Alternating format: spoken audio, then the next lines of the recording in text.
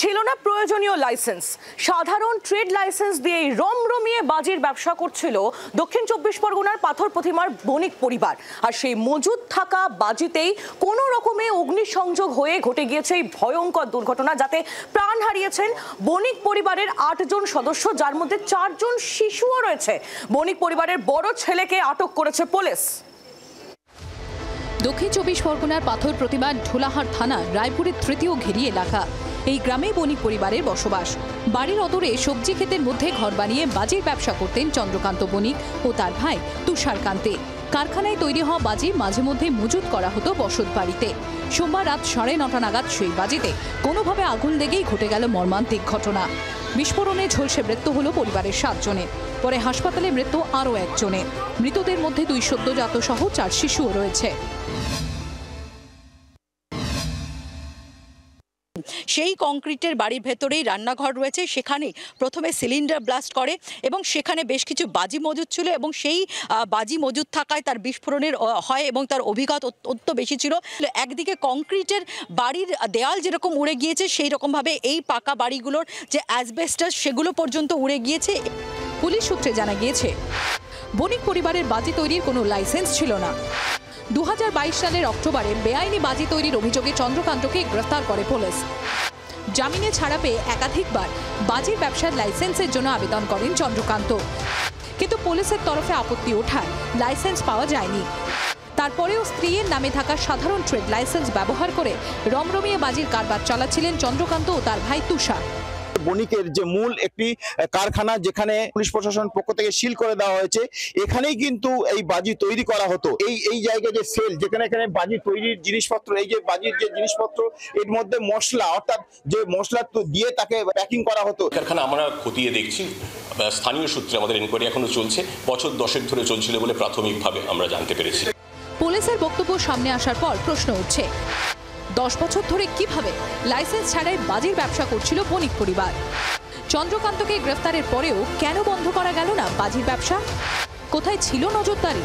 চন্দ্রকান্ত বণিক এবং তুষার কান্তি বণিক তারা যে নিজের পরিবারকে শুধুমাত্র বারুদের স্তূপের মধ্যে রেখে দিয়েছিল এমনটা নয়, আশেপাশের লোকজনকেও কিন্তু কার্যত বিপদের মুখে ঠেলে দিয়েছিল। সেখানেই কিন্তু এই বাজি তৈরি হতো। জায়গায় জায়গায় দেখা যাচ্ছে যে এই বাজি, সেখানে বাজি তৈরির সরঞ্জাম সেখানে একেবারে রাখা রয়েছে।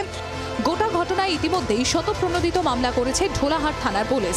অনিচ্ছাকৃত খুন, খুনের চেষ্টা, বিপজ্জনক বস্তু মজুদ সহ একাধিক ধারায় মামলা দায়ের করা হয়েছে।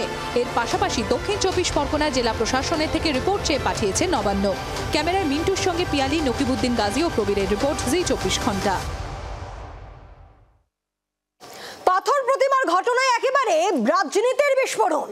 অমিত শাহকে চিঠি দিয়েছেন সুকান্ত মজুমদার। এনআইএ তদন্তের দাবি জানিয়েছেন। সেই চিঠিতে শাসক, পুলিশ, প্রশাসনকে একেবারে কটাক্ষ করছেন বিরোধীরা। অন্যদিকে নজরদারির খামতি আছে মেনে নিলেও বাজি তৈরির আড়ালে বোমা তৈরি হতো, এই অভিযোগ মানতে নারাজ তৃণমূল শিবির।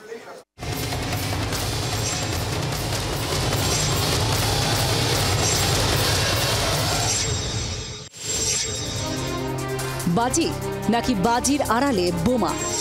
কি তৈরি করত পাথর প্রতিমার বণিক পরিবার? সোমবার বিস্ফোরণের পর থেকে এই প্রশ্ন উঠতে শুরু করেছে। রহস্য বেড়েছে চন্দ্রকান্ত ও তুষার কান্তের কাকা অনুপ বণিকের কথায়। সবজি ব্যবসা করতো আর এখন ভালো ইনকাম করার জন্য বম ব্যবসা শুরু করেছে। মঙ্গলবার পুলিশের তরফে জানা গিয়েছে, গত 10 বছর ধরে প্রয়োজনীয় লাইসেন্স ছাড়া বাজির কারবার চালাচ্ছিলেন চন্দ্রকান্ত ও তুষার কান্তে। এর জেরে পুলিশ প্রশাসনের নজরদারি নিয়ে প্রশ্ন তুলেছেন বিরোধীরা। পাথর প্রতিমার ঘটনায় নজরদারির অভাব যে ছিল তা মেনে নিচ্ছে শাসক শিবিরও।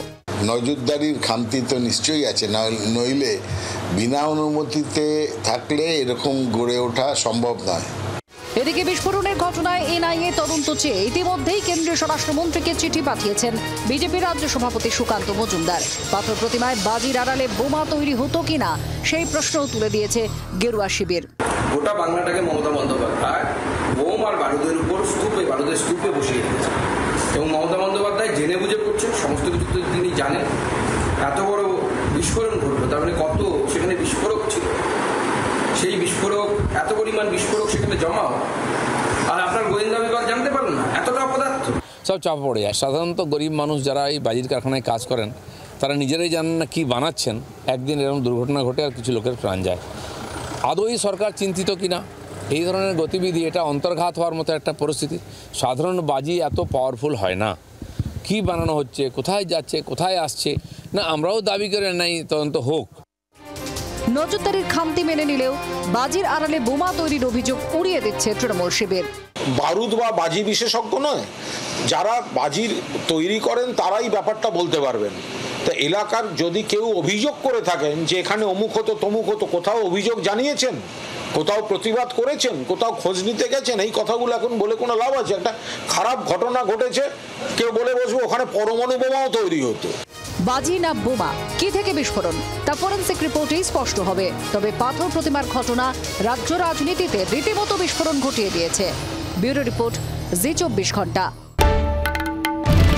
বাংলার আওয়াজ, বাঙালির আবেগ, জি 24 ঘন্টা।